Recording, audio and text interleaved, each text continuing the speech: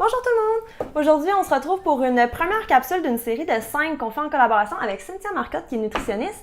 Dans le fond, on va aborder tout plein de sujets pour vous simplifier la vie, à cuisiner plus simplement à la maison, sauver de l'argent, puis avoir une alimentation saine au quotidien.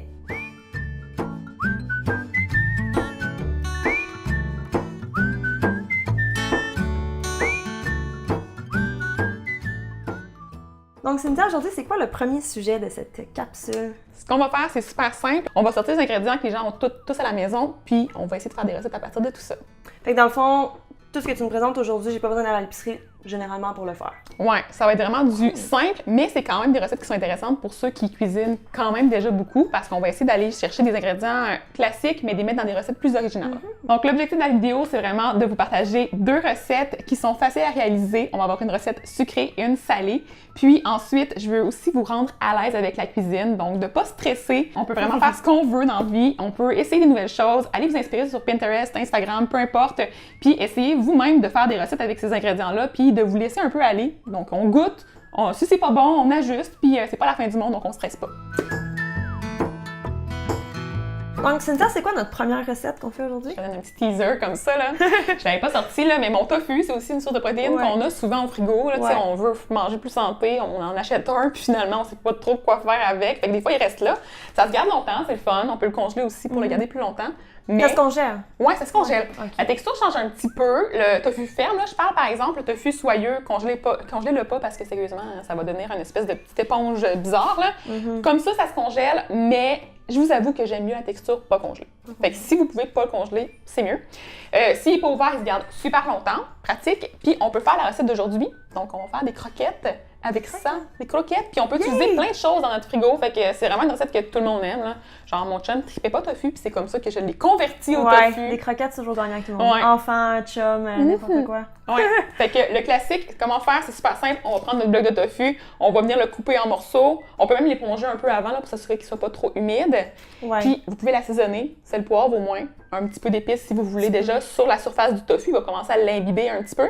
Puis pendant ce temps-là, on peut préparer d'autres ingrédients. Par exemple, si vous mangez des œufs, on peut faire un petit bol avec des œufs. Sinon, on peut prendre de la boisson végétale pour avoir l'ingrédient liquide. On va avoir un petit bol de farine et des chapelures. Donc, on peut prendre pour la chapelure des flocons d'avoine, si vous voulez. Ça, on peut prendre ça comme chapelure. Moi, j'en prends des fois, ça fait super le fun. Vous pouvez prendre aussi la chapelure panko, qui est comme un classique, qui est vraiment croustillant, qui est un peu plus gourmand aussi. Moi, je trouve que c'est le fun pour ça. Un mélange. Faire un mélange. Ouais, je te dirais, la chapelure de pain faite avec votre vieux pain. D'ailleurs, on va en parler aussi dans une autre vidéo ensemble. Petit teaser ici. À venir. Fait que c'est ça. Même les craquelins qui sont rendus trop vieux, vous pouvez prendre ça. Vous pouvez prendre n'importe quoi dans le fond, là, vraiment comme chapelure.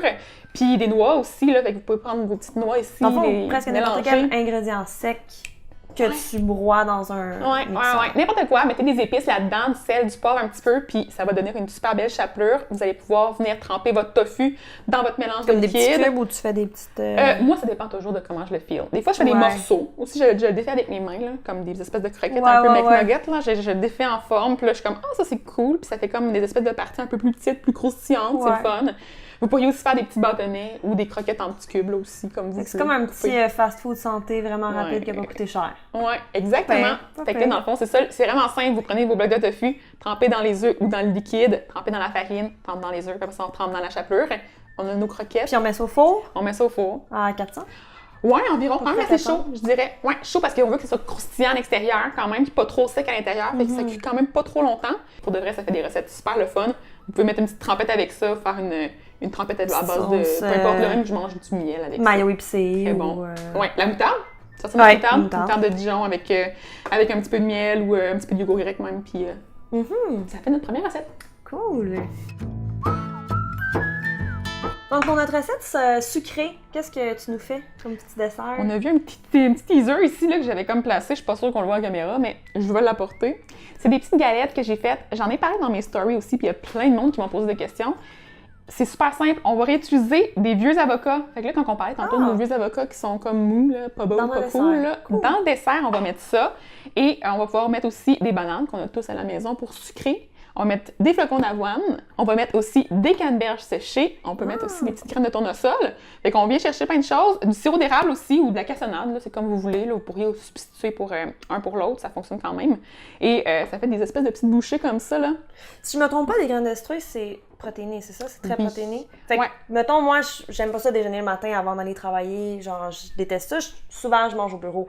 Ouais. Je peux m'amener ça, déjeuner ça, puis je suis réglée. C'est très, très soutenant. C'est super le fun Ouais. pour ça parce que tu as les protéines, tu as beaucoup de fibres avec les l'avoine. flocons d'avoine à l'entier. Il y a des protéines aussi dans le flocon d'avoine. Puis on va Ah chercher oui. quand même une petite touche de sucré avec nos bananes. Mais ici, c'est quand même pas trop sucré en termes de sirop d'érable. Là. Fait qu'on a quand même des bons ingrédients qui viennent sucrer le tout.